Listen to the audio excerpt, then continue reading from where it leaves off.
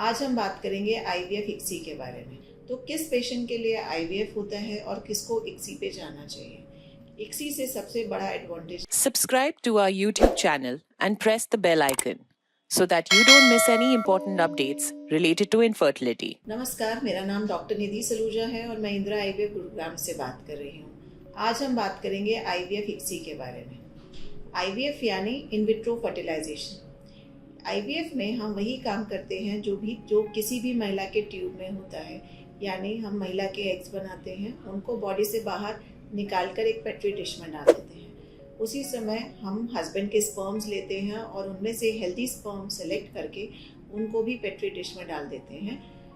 Eggs जो हैं और जो स्पर्म्स हैं वो अपने आप फर्टिलाइज करेंगे, तो जो भी एक हेल्दी स्पर्म होता है वो अपने आप जाकर एग पे चिपकता है और उसे फर्टिलाइज करता है।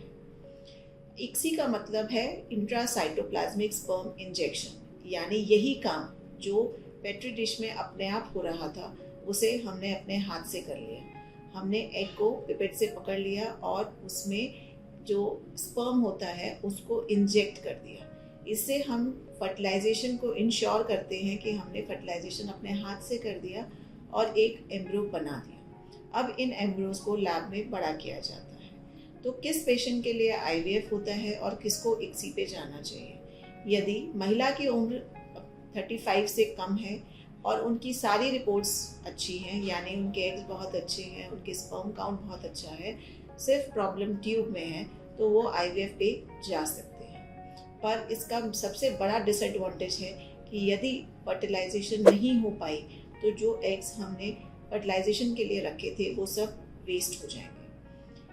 जो इक्सी होता है वो मेजरली उन लोगों के लिए इनिशियली बनाया गया था जहाँ पर स्पर्म काउंट कम थे। तो यदि किसी पुरुष के स्पर्म्स काफ़ी कम हैं, उनकी मोटिलिटी काफ़ी लो है या मॉर्फोलॉजी लो है, उनको इक्सी टेक्निक से एम्ब्रियोज का बनाने का काम करवाना चाहिए।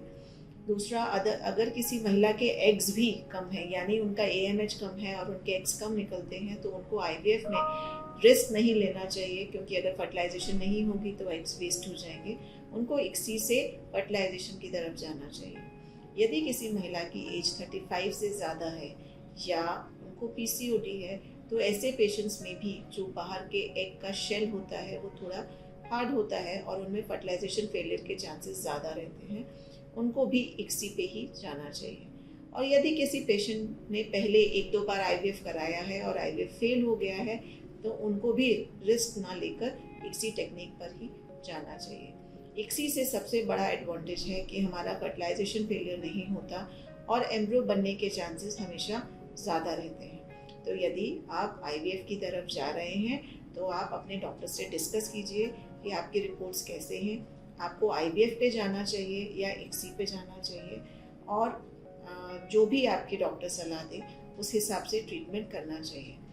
इसके अलावा आपको ऐसा सेंटर सेलेक्ट करना चाहिए जहाँ पे ये सारी टेक्निक्स अवेलेबल हों, एक अच्छा एक्सपर्ट एम्ब्रियोलॉजिस्ट फुल टाइम हो, क्योंकि जितना अच्छा एम्ब्रियोलॉजिस्ट होगा उतना अच्छे से वो इक्सी टेक्निक कर पाएगा, और अच्छा इक्सी करने से आपके नंबर ऑफ एम्ब्रियोज भी ज़्यादा बनेंगे और क्वालिटी में भी वो एम्ब्रियोज अच्छे होंगे।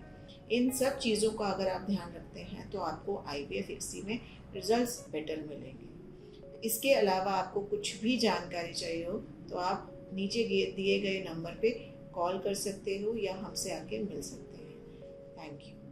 For more information, visit our website www.indraivf.com or call 1-800-309-4410. Keep following us and leave your fertility-related questions in the comments below and get answers from Indira IVF doctors.